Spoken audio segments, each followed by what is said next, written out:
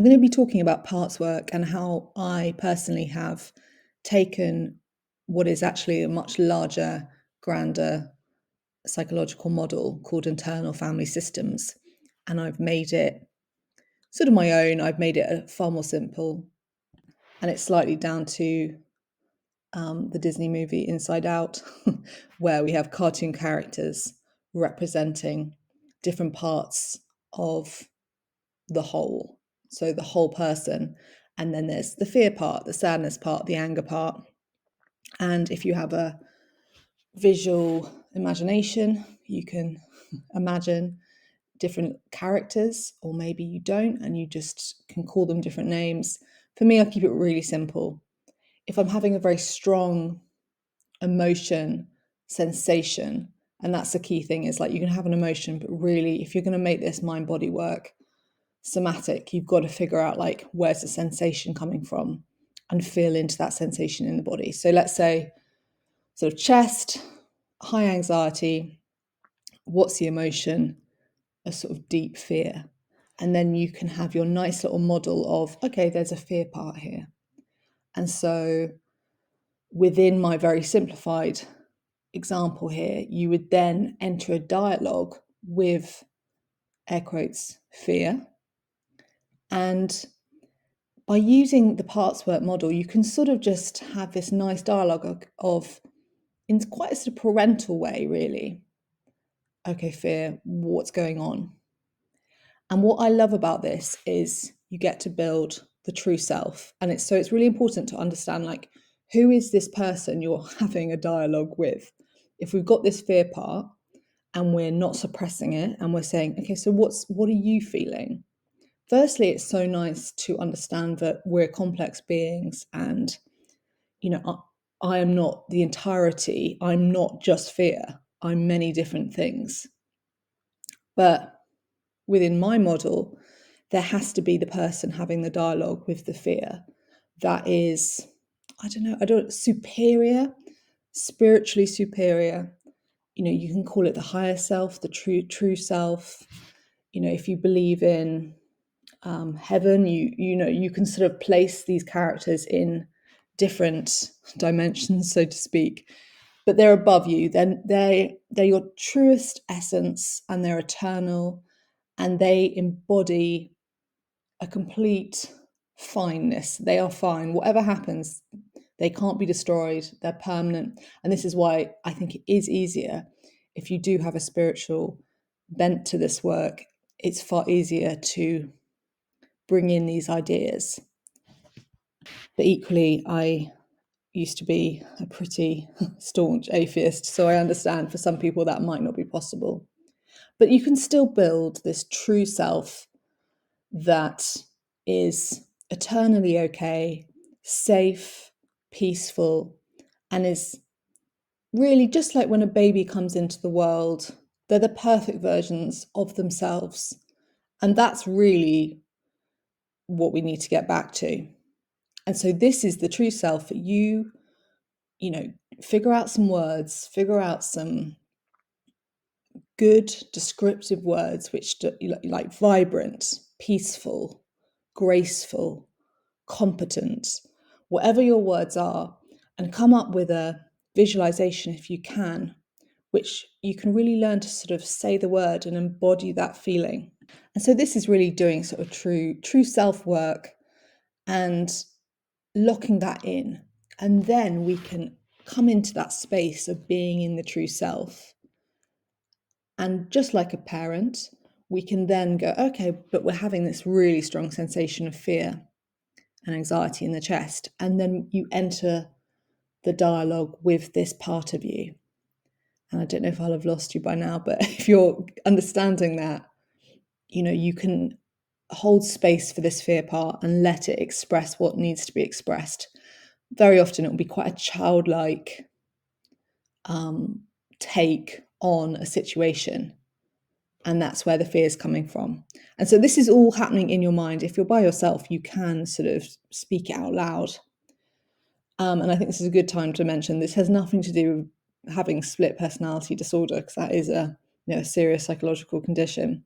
This is very conscious, and You can write it out however you feel comfortable. And for many people, so often just identifying where the sensation is, staying with it, bringing this kind of true self essence, this power to witness it, and to just like literally stay consciously with the sensation and be like, I'm here, true self is here, and I'm going to stay and keep feeling this. So often it will just pass, the sensations could pass. However, if you've got a more developed chronic illness or chronic disease or whatever the situation is, I think we need to often go deeper, and our journey can be really long. And there was something which happened, which I noticed happened within my journey, was over time, this deeply worked on true self character actually slipped back into another very powerful, dominating, critical part of myself took the lead. And actually, without me noticing, this kind of true self embodiment became this character, the headmistress or the bitchy boss, whatever you want to call it. And I think she had been running the show before I got ill, and this is what we see time and time again. Whatever the patterns were before you get ill, you bring in those neural networks into your illness.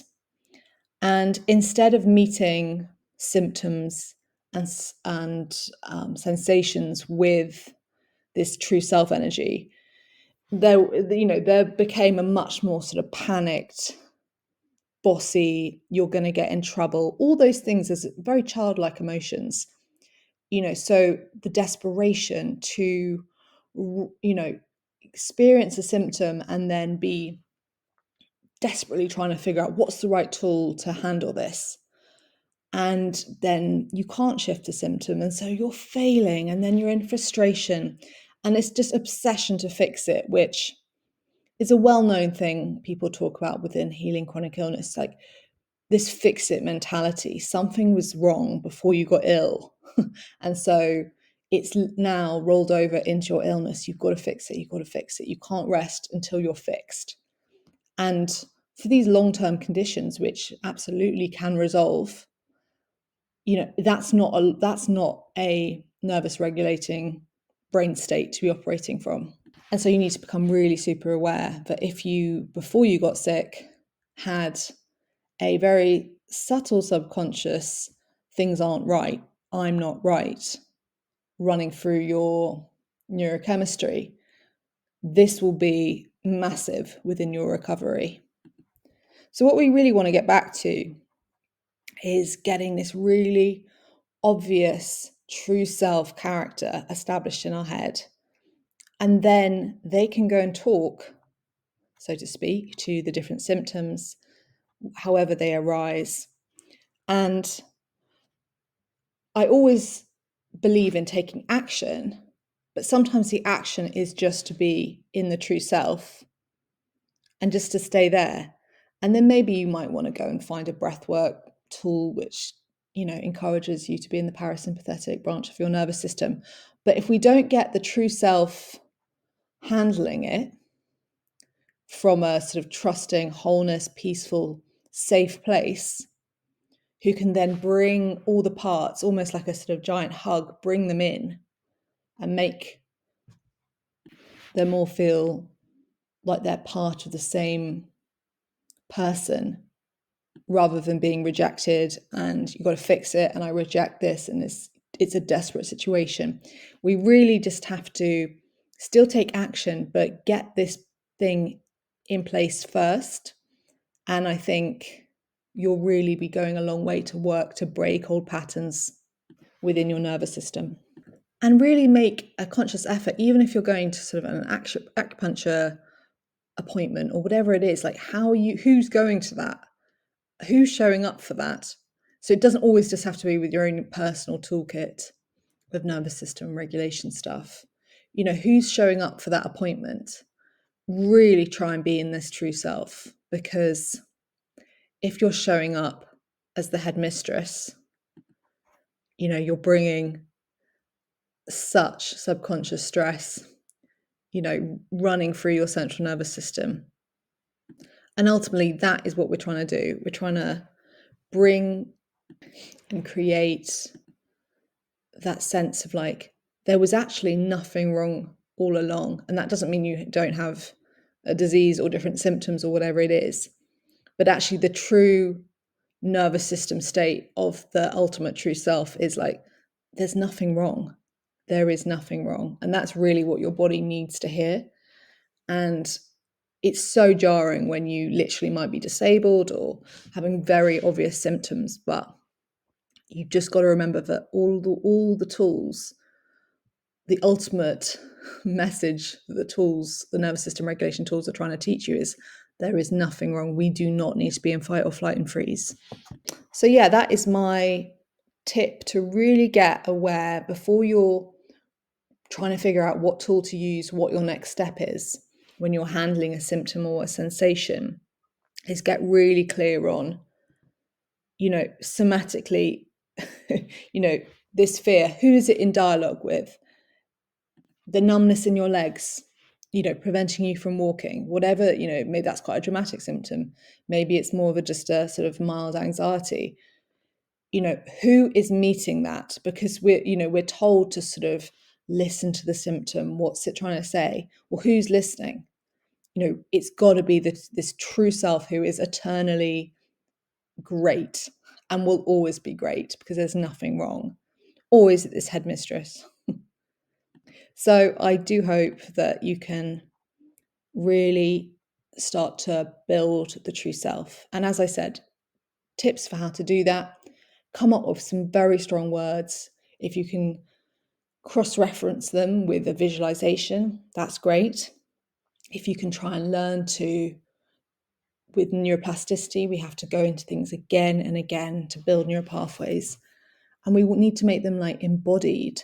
And so we need to actually be able to feel them, change our nervous system. For me, early on, one of the words I used was vibrant. And at the time, I was pretty severely disabled, not able to really speak, and lying flat most of the day. There was nothing vibrant about me. And the word was really powerful because I knew deep down that was who I am, even though I probably hadn't been vibrant for 15 years.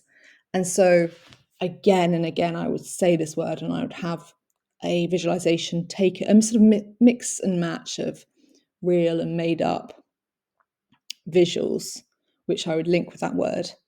And I would say it again and again and go into the feeling. And it became an embodied state. So that's just a little tip and an example of how to do this work. Good luck.